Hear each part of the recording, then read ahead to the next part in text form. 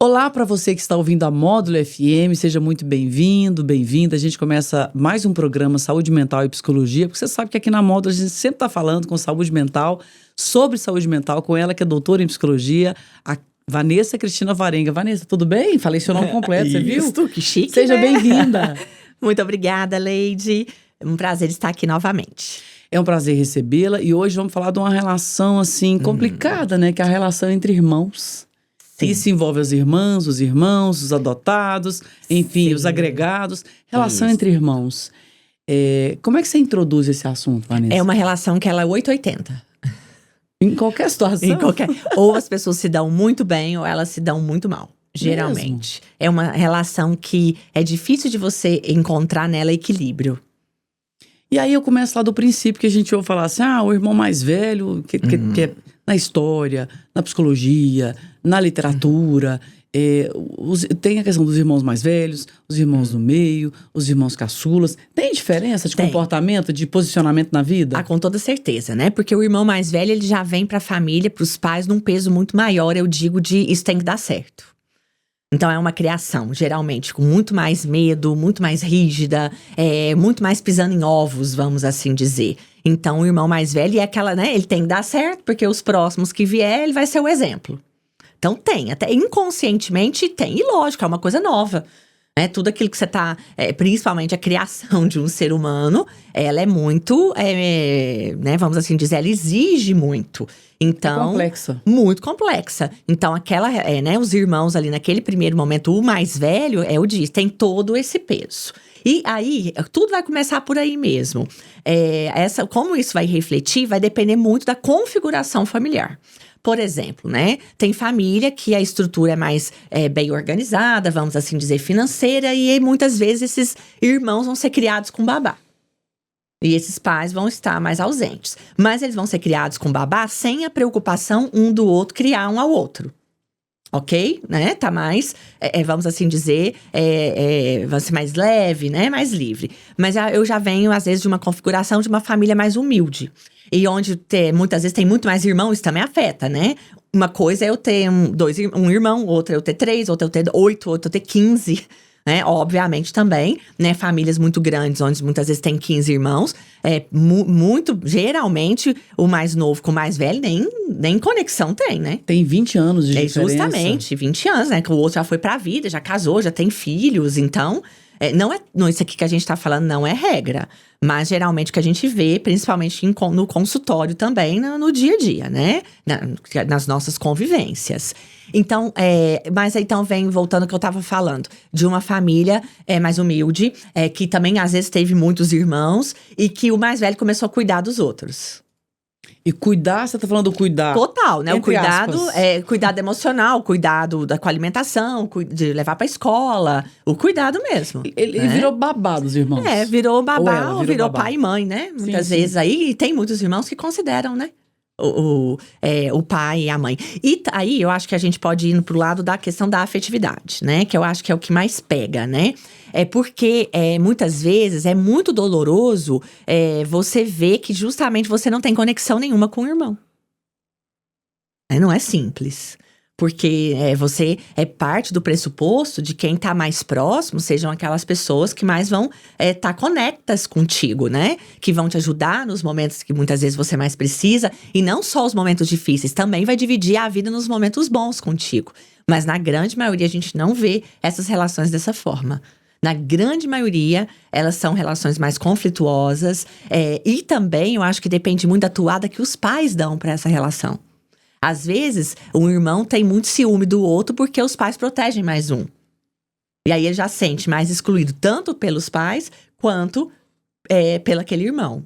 Aí aquela pessoa não se encontra na família. Justamente, aí ela não se encontra na família. E isso vai trazendo consequências pra pessoa, né? Consequências pra vida pessoal dela. Porque se sentir a par é muito ruim.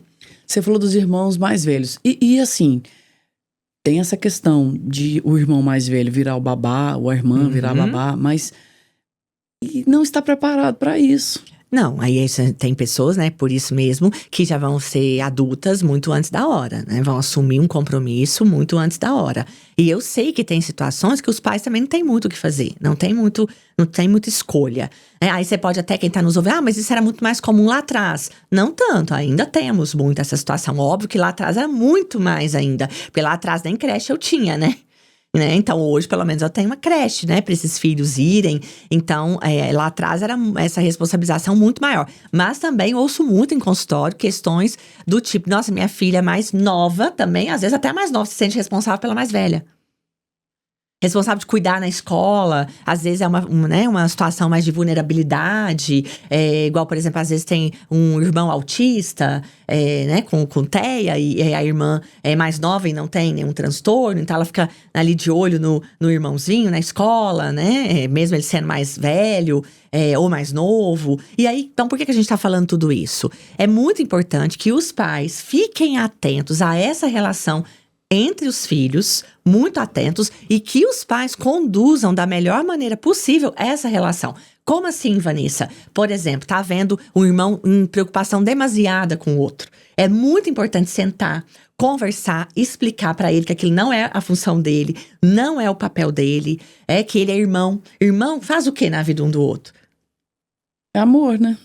Né? Na minha opinião, irmãos estão juntos, né? Pra dividir amor, pra poder dar força, como eu disse, um pro outro. Irmandade, eu vejo essa colaboração perfeito. também. No entanto, muitas vezes a gente ouve o quê, né? Meus amigos são muito mais meus irmãos do que os meus irmãos. Canso de ouvir isso. Muito mais, porque justamente, igual você falou, parte desse princípio da irmandade, né? Do apoio, do estar junto. E muitos irmãos sentem que ali no seio familiar eles não têm isso. Muitas vezes tem muita crítica, muita desaprovação, muita inveja. Muito bullying. Muito bullying, justamente. E aí quem tá nos ouvindo também pode se perguntar, o que eu faço com isso tudo? Aí, minha dica se você tá numa relação ali que já tá muito bem estabelecido, né? Vamos dizer assim, essas brigas, esses afastamentos, essas desavenças, muitas vezes o melhor que você faz é realmente se manter longe disso tudo. Ah, Vanessa, mas não tem que dar um jeito de salvar isso? E muitas vezes não, porque muitas vezes realmente não tem chegada com a outra pessoa. Óbvio que se você vê que se você tá num relacionamento ali entre irmãos, que você consegue chegar, né, no outro, consegue conversar com essa pessoa, muitas vezes consegue pedir desculpa, consegue desculpar, consegue muitas vezes, né, não é esquecer muitas vezes o que aconteceu no passado, mas pôr vamos assim dizer, né, levantar uma bandeira branca, muitas vezes aquilo ali também, aquela relação, ela pode melhorar. Mas, mais uma vez, como a gente conversou no nosso último programa, essa relação entre irmãos também, ela precisa de diálogo. De diálogo. E você falou, Vanessa, tem inveja entre os irmãos? Ah, tem, com toda certeza. Tem inveja entre irmãos, sim. Aí quem tá no… Nossa, mas como assim? É sangue do meu sangue? Só você reparar, muitas vezes, a atitude de quem tá próximo de você. Quem gosta, né, torce por você, o semblante da pessoa, quando você tem uma conquista, quando você avança na vida, né? Quando a pessoa já não gosta e ela se sente incomodada com aquilo, é outro. Agora, a inveja, Vanessa, é uma coisa fomentada lá da infância? Pode ser fomentada da infância, pode ser da personalidade da pessoa, porque muitas vezes também ela pode ter inveja não só do irmão, como de quase todo mundo que tá à volta dela. E também aí ficar perto e convivendo com uma pessoa, porque é meu irmão, eu tenho que conviver. Eu discordo. Eu acho que toda relação que faz mal, que não te agrega em nada, você não tem que. Óbvio que você pode manter as regras ali, né? De boa convivência, uma relação social. Mas às vezes não vai ser uma pessoa íntima na sua vida. Não vai ser uma pessoa que vai ter como conviver no seu dia a dia. Isso é muito doloroso ter que admitir isso, Vanessa. Porque a gente tem os princípios cristãos na vida da gente. Sim. Que o irmão, sangue do mesmo sangue. Que você tem que se doar. Que você tem que ajudar. Se você, por exemplo, está melhor financeiramente, você tem… E como trabalhar isso na cabeça? Mas muitas vezes, por exemplo, eu posso estar bem financeiramente, vejo que eu tenho um irmão, uma irmã que eu não… A convivência não dá certo, a gente se machuca muito, a gente já tentou várias vezes e não é por isso que eu não posso ajudar. Então, a gente pode separar. Coisas diferentes. São coisas diferentes, porque também preciso ser radical. Às vezes tem situações que é preciso ser radical. Às vezes tem situações que é preciso colocar limites mesmo. Não quero mais, né, não entra mais na minha casa, não dá mais palpite na minha vida. Já vi várias situações assim e que foi muito melhor para a pessoa que conseguiu colocar limites. Porque viver também o tempo todo numa relação, como eu falei, extremamente conflituosa, onde aquele irmão muitas vezes acha que ele tem direito de mandar na sua vida, comandar a sua vida, e às vezes nem financeiramente ele te ajuda com nada, não condiz. Marissa, eu vou te pedir um breve intervalo e a gente vai voltar no próximo bloco falando sobre essa relação de irmãos, porque tem um universo para ser abordado. A gente volta um minuto, ok? Certinho. Saúde mental e psicologia com a psicóloga Vanessa Alvarenga, ao vivo na Módulo FM. Voltamos com o nosso Saúde Mental e Psicologia. Um abração pro Tony, que tá aí acompanhando o nosso programa hoje. Tony, um abraço para você. Obrigada pela licença que você nos permite aqui no Saúde Mental e Psicologia, no seu programa, o Módulo Fazendo Amigos. E a gente conversando hoje com a doutora em psicologia, Vanessa Cristina Alvarenga, falando sobre relação de irmãos, né? Então, se você se sentiu aqui presente na conversa, porque quem tem irmão, quem tem irmã. Mas, Vanessa, aí você falou muito do filho mais velho, que vem com aquela missão de ter que fazer o casamento ali dar certo, né? Porque os pais, o filho é um projeto do casamento, né? Sim. Não que o filho tem que fazer o casamento dar certo, não é isso? Mas, assim, mas os pais que pensam, né? Os pais que pensam. Meu filho é o coroamento ali do nosso amor, da nossa felicidade. E esse filho mais velho, a filha mais velha, vem com essa responsabilidade. Isso. E às vezes a gente ouve muito, né? Só rapidinho.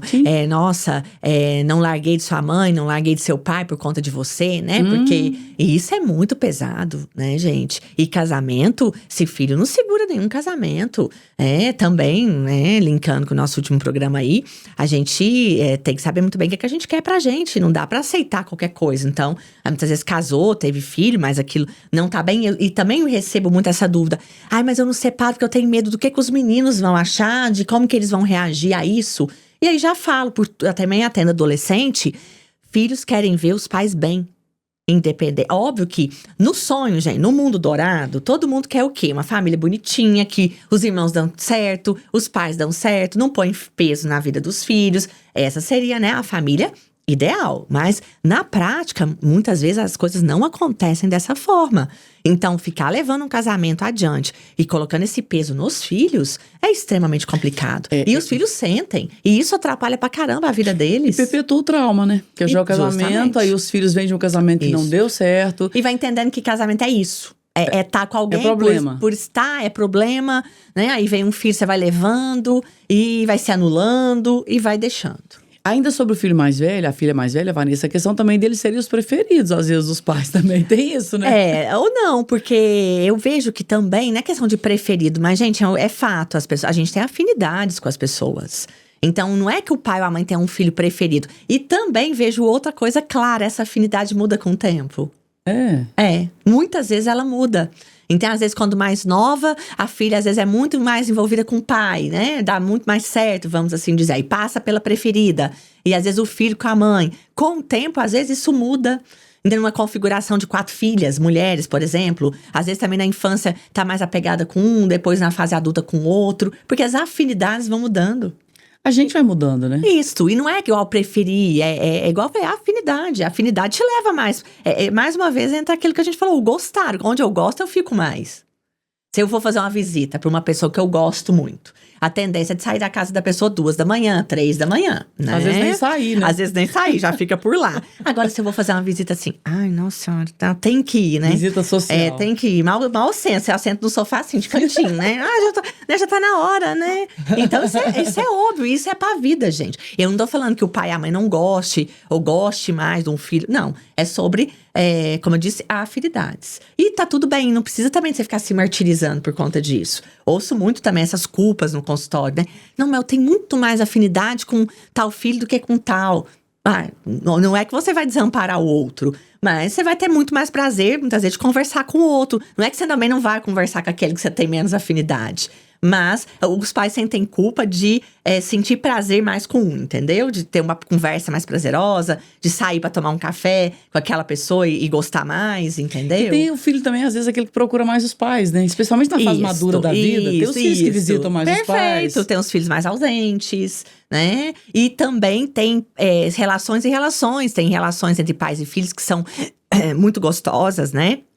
Muito proveitosas. E tem relações também que são muito conflituosas. E aí os filhos também aprendem muito com essa relação. Tem família. Que o conflito é normal, né? Tem um tio do meu esposo que já até faleceu. Ele tem 2 filhos homens e ele nunca deixou esses meninos dormir brigado.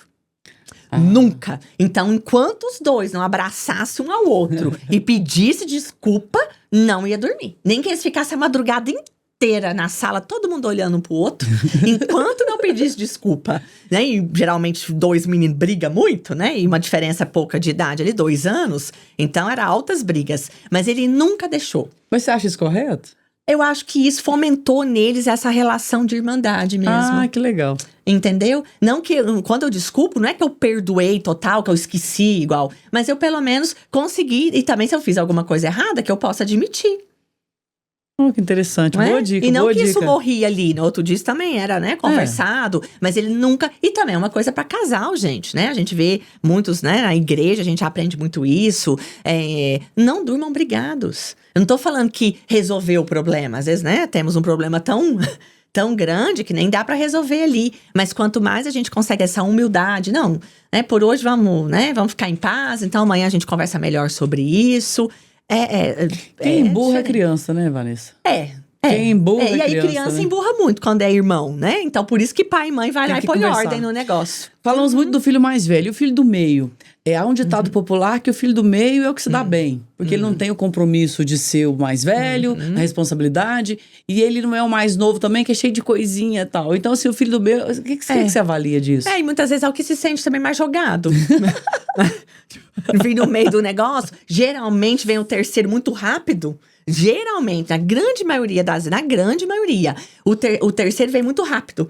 Geralmente a mãe, um dia que tava fazendo 1 ano, já tava nascendo o terceiro, 1 ano e pouco já tava nascendo. Então, aí essa mãe já engravidou muito rápido ali, né? Da segunda pra terceira gestação.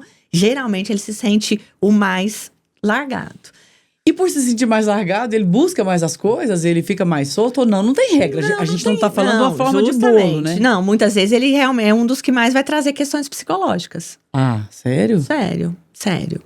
É um dos que mais vai trazer, porque esse sentimento, muitas vezes, de abandono, ele traz sérias questões. Mas, mais uma vez, vem a perguntar, a família conversa sobre isso? Essa mãe ela explica para esse filho do meio, por exemplo, por que o outro veio tão rápido, por que ela teve, muitas vezes não conseguiu dar tanta atenção, né, para ele por conta daquela outra gestação. Tudo isso é conversado, gente, melhora muita coisa. Porque me veio a imagem aqui agora de uma mãe amamentando um bebezinho recém-nascido e de 1 ano e meio, 2 lá do lado. Quer dizer, são 2 bebês. Isso, justamente, são 2 bebês. Você vai falar para mim que isso não tem consequência? Mas não vamos fazer disso uma tempestade em um copo d'água. A vida acontece da forma que ela tem que acontecer, de acordo com as decisões que a gente toma, ou muitas vezes, caso não, decisões que a gente não toma, né? Mas conversem. Terapia é o quê? Conversa. Ir lá e conversar, organizar pensamento, organizar sentimento. E também tem aqueles filhos que são revoltados e vão ser, porque muitas vezes da personalidade dele, você pode falar o que você quiser, você pode pagar terapia 15 anos, você pode fazer o que for. Na cabeça dele, os pais não prestam, ninguém presta. Aí também tem hora que você vai deixar de mão, né? Porque você vai fazer o quê? É da pessoa, não adianta, né? Implorar amor, você não vai, né? Vanessa, e o caçula? Aquele é o folgado, né? Todo mundo fala que caçula é o folgado da família, que os pais já experimentaram, já estão treinados ali. Mas igual você disse, isso depende muito de quando esse caçula vem também, né? Por exemplo, se às vezes esse caçula vem muito temporão, é uma história, né? Se ele veio muito ali no meio, ali, igual eu falei, em gestações muito próximas, é outra. Mas geralmente, e até por uma questão de idade, né? Mesmo assim, eu digo de década, né? Vamos assim dizer, de ano que nasceu. Muita coisa muda, muitas vezes de um ano pro outro. Então, muitas vezes, aquele caçula, realmente, ele vai trazer para essa família uma perspectiva muito diferente daqueles outros 2, né? Em todos os sentidos. Tecnológico, da maneira que lidou com o pediatra. Então, assim, várias coisas muitas vezes mudam. Só que eu acho que o que os pais não podem perder de vista é o papel deles, né? Independente se for com o mais velho, do meio, caçula. Ou seja, lembrando, pai e mãe põem limites, pai e mãe organiza, pai e mãe que põem a casa em ordem. Seria minha próxima pergunta pra você, assim, a atitude dos pais, né, perante a diversidade de filhos, né, meninos, meninas, tal, e enfim, 1, 2, 3, 5, hoje o povo não tem 5 filhos mais não, né? Ainda tem. É raro, né? Raro, mas ainda tem. Porque a mulher no mercado de trabalho é mais difícil ela ter mais filhos. Isso, mas tem mulheres que o plano dela é esse, né? Sim. E tá tudo certo. Isso. Vanessa, algo que a gente não tem abordado aqui nessa relação de irmãos, né? Porque eu imagino que é um material farto no seu Sim. consultório, nosso laboratório aqui, que fomenta as nossas entrevistas. E a gente tá falando de ser humano, né? Sim. O que eu diria, mais uma vez, é isso. Para os pais, porque muitas vezes, igual eu falo, essa relação dos filhos, obviamente também dependendo da personalidade de cada filho, que é sempre diferente uma da outra. Isso é incrível, bem diferente. Então, isso também vai dar toada para esse relacionamento. Mas muito desse relacionamento dos filhos vai… vamos assim dizer, seguir o comportamento dos pais, os ensinamentos dos pais e as regras que esses pais também vão colocando ali naquela casa. Ou seja, os pais, né, não podem fugir à responsabilidade. Por isso que é muito importante você pensar de ter filho. Sim. Né? Se você quer ou não assumir esse papel na sua vida, que é um dos papéis que mais vai demandar na sua vida. Vanessa, muito obrigada pela participação conosco aqui em mais um Saúde Mental e Psicologia. Eu que agradeço. Um prazer estar aqui com vocês e espero que o nosso programa aí, de alguma forma, possa ajudar quem está nos ouvindo e nos assistindo. E quem quiser te procurar, Vanessa, faz o quê? Pra ser atendido por você, trocar uma ideia com você? No meu Instagram, que tem todos os meus contatos, Alvarenga Vanessa Cristina, e eu mesma que agendo, então eu mesma que faço tudo. Essa foi, tá vendo? É a Vanessa Cristina Alvarenga, nossa doutora em Psicologia, e mais um Saúde Mental e Psicologia com a gente aqui. Fiquem com Deus, uma boa noite pra vocês, até o próximo programa. Saúde Mental e Psicologia, com a psicóloga Vanessa Alvarenga, ao vivo na Módulo FM.